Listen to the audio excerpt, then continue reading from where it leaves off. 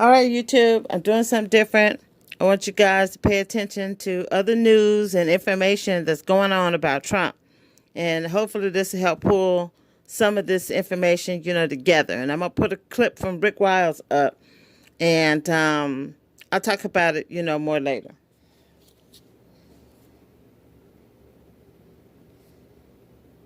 Argued in our institutions of self-governance, courts of law, or committee hearings where people under oath have to testify, truth still matters. Stone is now the sixth Trump associate to plead or be found guilty, joining George Papadopoulos, Paul Manafort, Rick Gates, Michael Flynn, and Michael Cohen as convicted felons. President Trump tweeted within minutes of the verdict, calling it a double standard like never seen before in the history of our country. I'm joined by Ken Delaney, an NBC News correspondent, and Paul Butler, former federal prosecutor. Both of you gentlemen, I want to hear from you for the inside of the trial and the smell of the room and what it looked like. I wonder what we can say about the sort of debonair way in which he walked into the courtroom a couple of days ago, or a week ago, and the crying he exhibited this afternoon. Was he under the delusion that he was going to get acquitted by a D.C. jury as a known, notorious Republican dirty trickster? That he'd be acquitted? I'm just asking. I honestly don't think so. I don't think so, Chris. In fact, he didn't really put on much of a defense. Everyone who was watching the trial remarked on that. So there's a lot of questions about why he played this out. Is he playing for a pardon? Because President Trump's tweet sure suggested that that's under consideration. Is he trying to raise money for his legal defense, and he figures that if he pleads guilty, some of that fundraising is going to dry up? Because there was a bizarre cast of far fringe right characters who are attending the trial every day, and he's got a whole network of people out there who are supporting him. So there's a lot of things at play, but I do not think that he expected to be found not guilty. Who's the man of the cloth walking with him in these sort of perp walk? The guy's wearing a surplice, a religious garment. What is that about? Is that the old Joe Louis trick that Jimmy Hoffa pulled, having Joe Louis come in and say, "You're a great guy"? What was he doing there with him? It could very well be. He was ostentatiously dressed as a priest. I don't know if he was a priest, but if he was, it didn't help Roger Stone today. Nor did it help Donald Trump, Chris, because Donald Trump's credibility was on trial in that courtroom, and it was found wanting. The prosecutors made a point. That quote you read from the prosecutor about truth still matters, that was a not very subtle subtext. He talked about Twitter and social media. That was about Donald Trump. And what these prosecutors said was not only did Roger Stone lie, he lied to protect Trump and the bad conduct that was on display with the Trump campaign trying to get these hacked emails that they knew were the...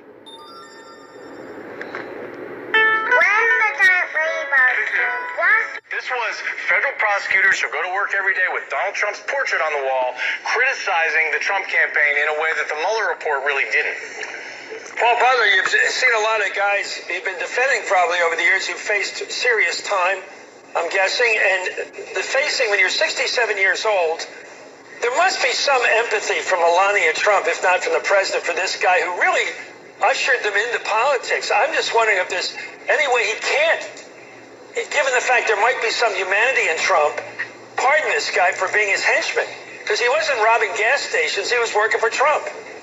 Roger Stone took a major hit for Donald Trump. Stone and WikiLeaks was this guy, Randy Credico. This is how blatant Stone's lies were. Stone said that he didn't have any email or text exchanges with Randy Credico. The evidence, they had 1,500 emails and text messages. On the day that Stone lied and said he didn't have any text or emails exchanges, that day he had 72. And so it's such a hit for the team, for Team Trump. You think that Stone's got to be banking on a pardon. And Chris, when we look at the instrumental way that President Trump uses pardons for people like Sheriff Arpaio. Today he pardoned some military officers. The Pentagon advised Trump not to pardon these guys. It would send the wrong message. Trump doesn't care about anybody's interest but his own. What would have happened quickly if he had turned against the president? Suppose Roger Stone, to save his keister, had testified all he knew about Trump's involvement with him in WikiLeaks and getting the hacking done of the DNC and Hillary Clinton. Could he have brought him down? Paul? I think he could have gotten a good deal. Well, why didn't he go for that deal? Like a whole lot of people, Roger Stone seems more afraid of Donald Trump than he seems of going to prison. Either that or he trusts him more than he should. Anyway, thank you, Ken Delaney, and thank you, Paul Butler. What a day for the president. It was not a beautiful day in the neighborhood. Up next, it's been an historic week in American politics, hasn't it? A lot of witness testimony that more than withstood attempts by the Trump defenders to distract and confuse. Today, they were hopeless at trying to distract from a wonderful witness, Marie Yovanovitch. You're watching Hard. Hear President Trump on the phone asking Ambassador Sondland about the investigations. Giuliani's efforts to gin up politically motivated investigations were now infecting U.S. engagement with Ukraine. The president has the right to withdraw an ambassador at any time for any reason. But what I do wonder is why it was necessary to smear my reputation. Welcome back. He said he didn't think he was intimidating. Were you trying to intimidate Ambassador Yovanovitch? I just want to have I want freedom of speech. That's a political process. The Republicans have been treated very badly, and I watched a little bit of it today. I wasn't able to yesterday because we had the president of Turkey here, and I wasn't able to watch much. I watched some of it this morning. I thought it was a disgrace. Sir, do you believe your tweets and words can be intimidating? I don't think so at all. Baker, chief White House correspondent for the New York Times, former Maryland Congresswoman Donna Edwards, who's also a contributing columnist now for the Washington Post, and David Frum, former George W. Bush speechwriter and senior editor now at The Atlantic. I want to give you all enough time to talk about this week because it's an amazing week with this firecracker ending with the president's attempt to intimidate the star witness today, Marie Yovanovitch, and being called on it by the chairman of the committee as possibly engaging in real-time intimidation of a witness, in other words, obstruction of Congress.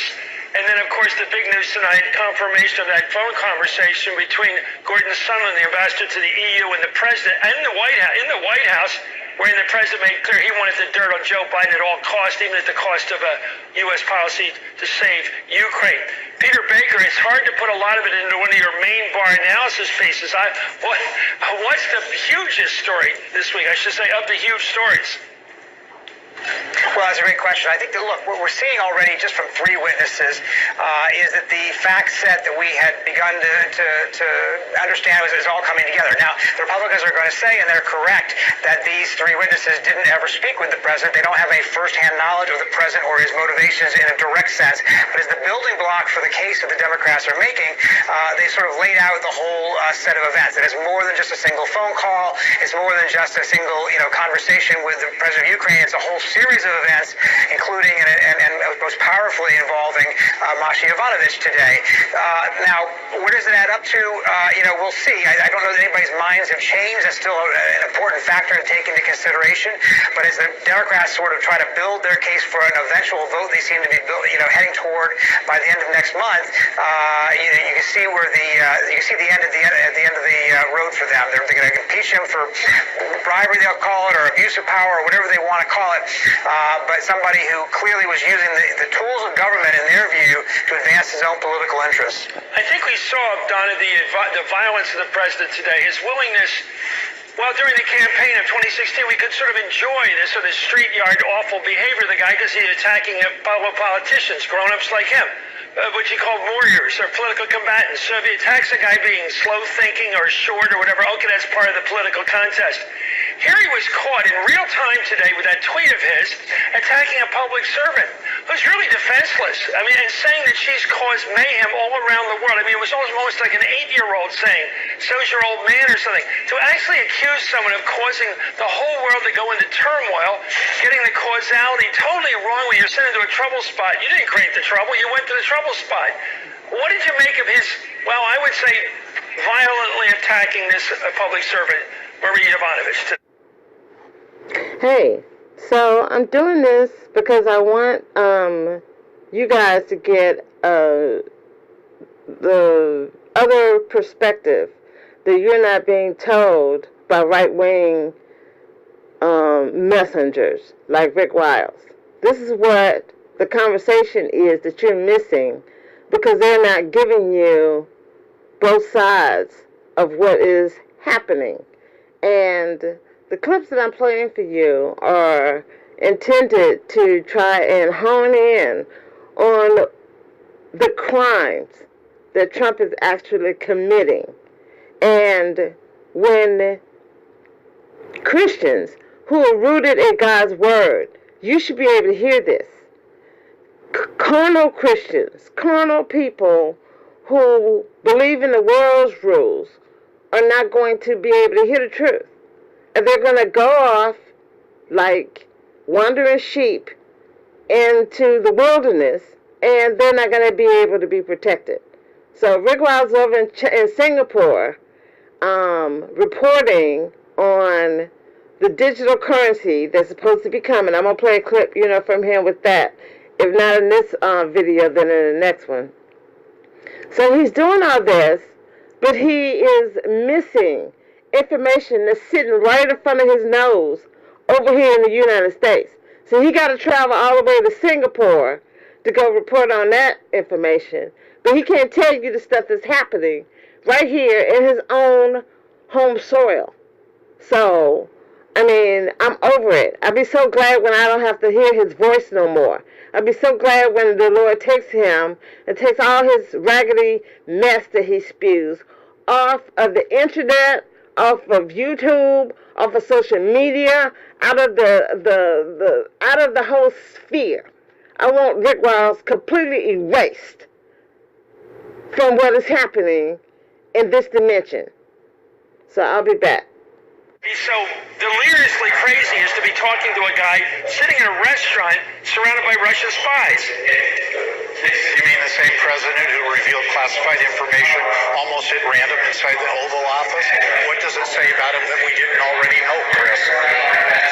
Jeremy, your thoughts as a professional in the world of the spook world, the CIA world. What does it say?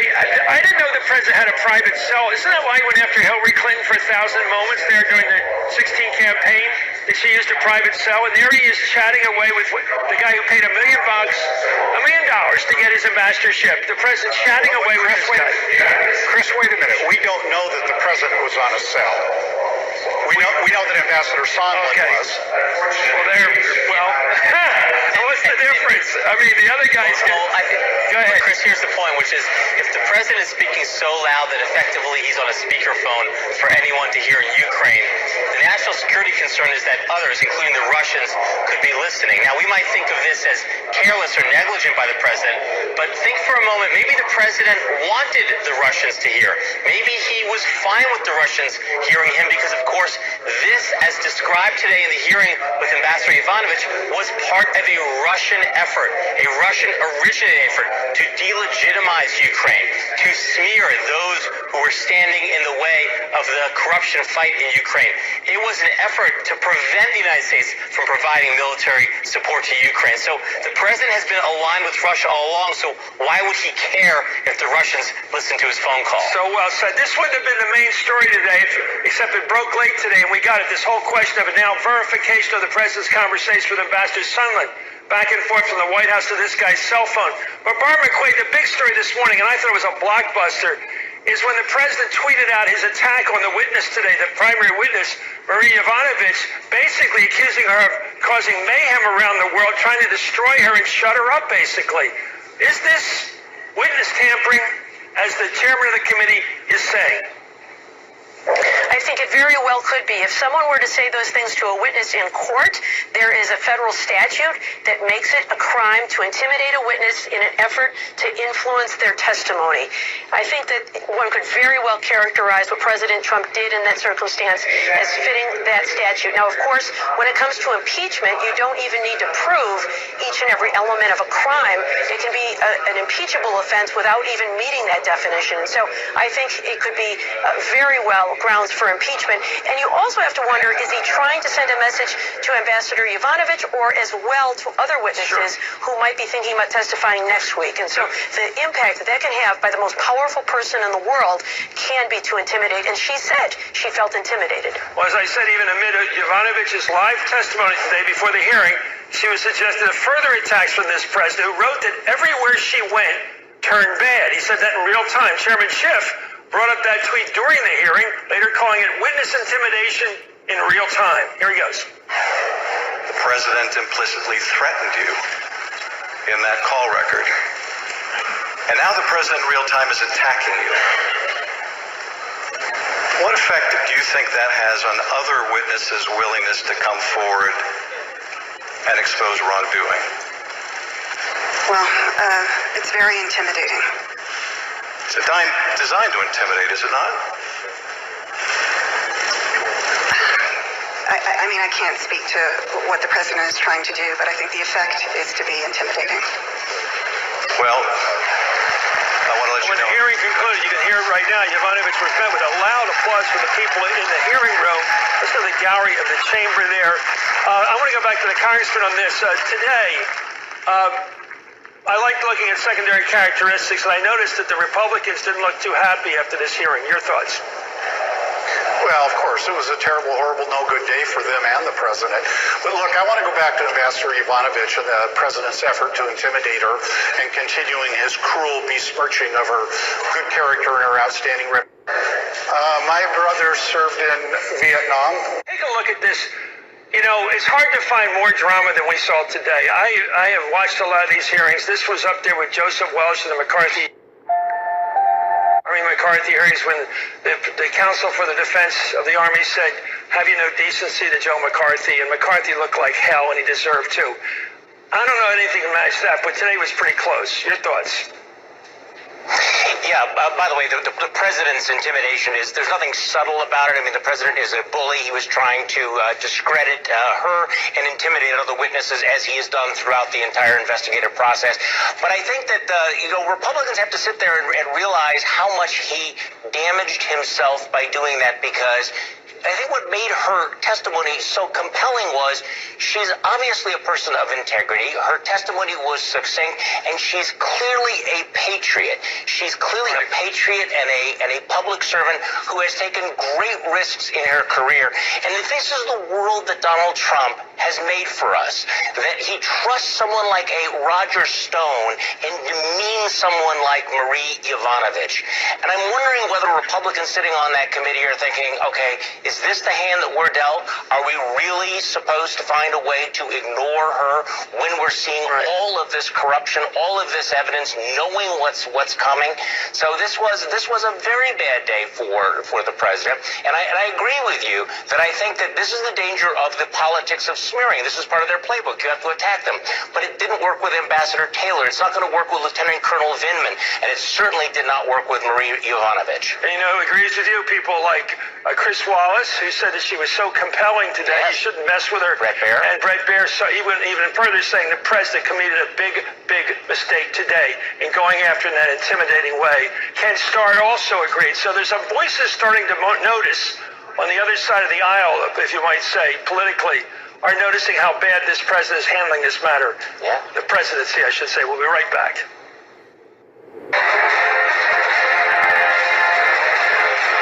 We're following breaking news from Capitol Hill tonight. State Department official David Holmes late today told the House Intelligence Committee members that he overheard the president's phone call with Ambassador Gordon Sondland in Kiev on July 26th of this year. According to a transcript obtained by CNN, Holmes said that during that call, quote, "I heard President Trump ask, so who's he going to do? So he's going to do the investigation?" Referring to President Zelensky. The answer, Ambassador Sondland replied that he's going to do it, adding that President Zelensky will do anything you ask him to. We're back with Jeremy Bass, Barbara McQuaid, and Charlie. Charlie, this importance of this to you, that we have now an ear witness to a conversation. No, this is very important because, of course, the Democrats have been, the Republicans have been trying to claim that everything is hearsay, and this is going to be direct testimony that what the president, did, what he said to Sondland. Obviously, it puts a lot of weight on Sondland's testimony next week. But again, as I said a little bit earlier, all the pieces are coming together. We know what the story is. There's really no mystery here. We know that the president was obsessed in getting rid of the ambassador. We know that the president is obsessed in pressuring the president of Ukraine to launch these investigations. You know, the conspiracy theory, crazy investigation into that conspiracy theory involving CrowdStrike, but also the Bidens, that there was a quid pro quo. So the question is, how far are the Republicans going to go in trying to deflect this, to try to distract from this, to trying to defend all of this? Because I think at this point they ought to realize that the evidence is going to come together. More people are coming forward, and despite the president's attempts to intimidate the witnesses, so far it does not appear to be working in this impeachment proceedings, which has got to be very ominous to the White House. Let's talk about the president and his mindset. This summer, we have to all recall the context. Joe Biden was riding high. He was perceived as, at that time, things have changed, I believe, at the time as the one person who could beat this president. In other words, all that Trump had to do in his mindset, which was the context of the polling at the time, get rid of the chance of Biden.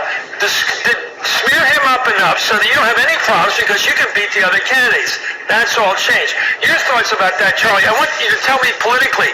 Think about the president. Why would he logically be obsessed with Biden at that point?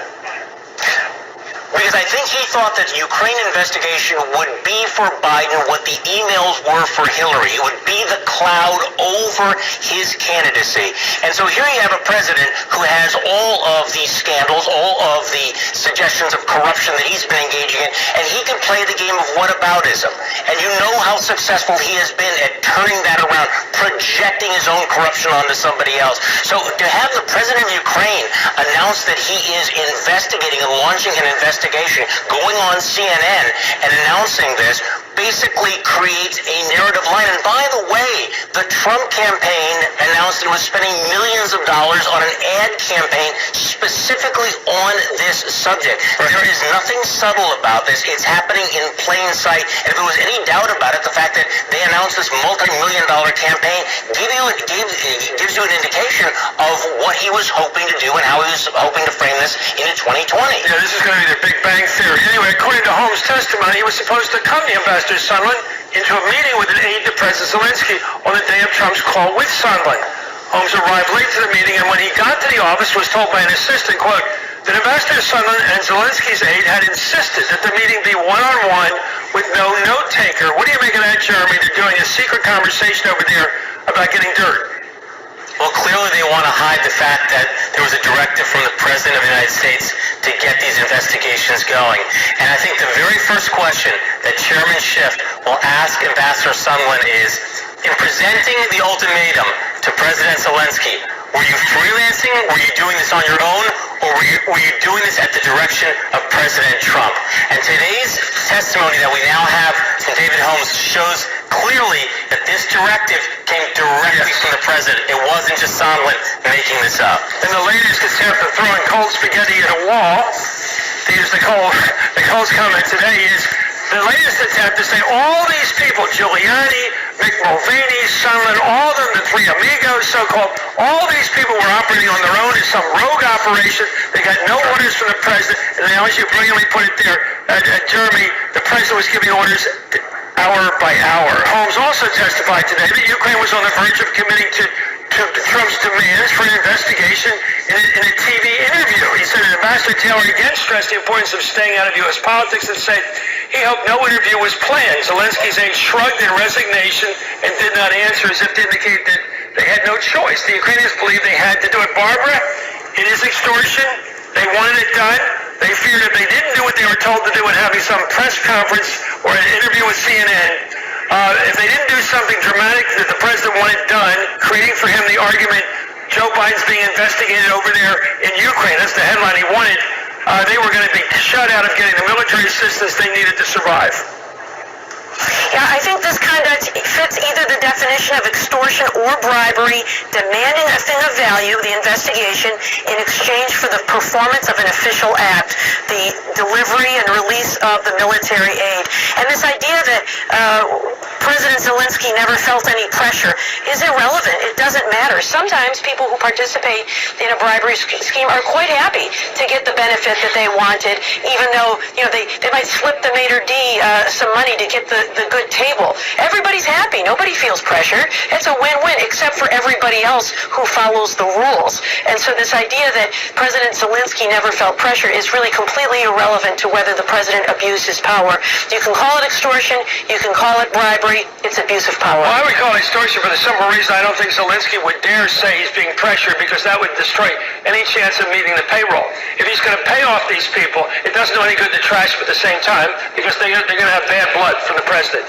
Isn't that what he's afraid of, Zelensky? Bad blood with Trump. Oh, I think so. He wants to curry favor. As David Holmes testified to today, Sondland told him that President Zelensky will do anything Trump tells him to, because Trump has $400 million in military aid that he desperately needs. He needs the approval of the United States, and in the best interest of his country, he's going to do whatever it takes to curry that favor. That's what patriots do. Thank you, Jeremy Bash. Yeah, so it's extortion. Trump is a crook. Rick Wiles and all have elected Christians, white Christians, elected a crook into the White House. And you can't get Rick Wiles to see this. He on luck again. I'm over in Singapore. And I'm going to cut this video, when I finish, with this. But I'm going to tell you why it's extortion and not bribery. It's extortion because Congress had already allotted that money to Ukraine. That money was effectively already theirs.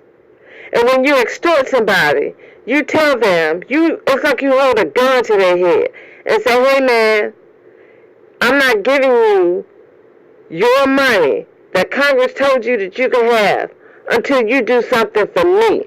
And when you finish doing what I want you to do, then I'll give you your money. Then I'll give you your meeting, so that the world can see that the U.S., supports you. That's extortion. He went to a person who had less power than him, and he took the power that they were going to have, that money and that prestige, and he used it as a weapon against them in order to get something from them. So Trump he's the lowest kind of crook. And you see all these people. Did you hear them people that's in jail or indicted or getting ready to go to jail, awaiting, their sentencing? All these people from 2016 until 2019. That's 3 years. And he got, at least 6 people who have faced these consequences and still more to come? Are you serious right now? Look at this mess that Giuliani's got going on. You can't get Rick Wiles to pay attention to this kind of stuff. But he's introducing you and trying to prepare you for the beast system when one of the beasts is running around preparing the other part of the ground for the next stage of what's going on. So he's telling you about one thing. He's telling you about how dangerous fire is, but he ain't telling you about the danger of water. Both of them are beneficial. Like, you can cook with fire, but fire will also consume you. And you can drink water. We need to drink water every day. You can survive off food longer. You can survive without food longer than you can survive without water. But what too much water would do to you? It'll drown you. And the scripture in Matthew 7, where the Lord said the storm came and the house that was built on sand, that water washed that foundation away. But the foundation that's built on rock, water can't touch it. So yeah, I'm going to close this video out, and I hope somebody out there is listening. So, alright, part 2 coming up.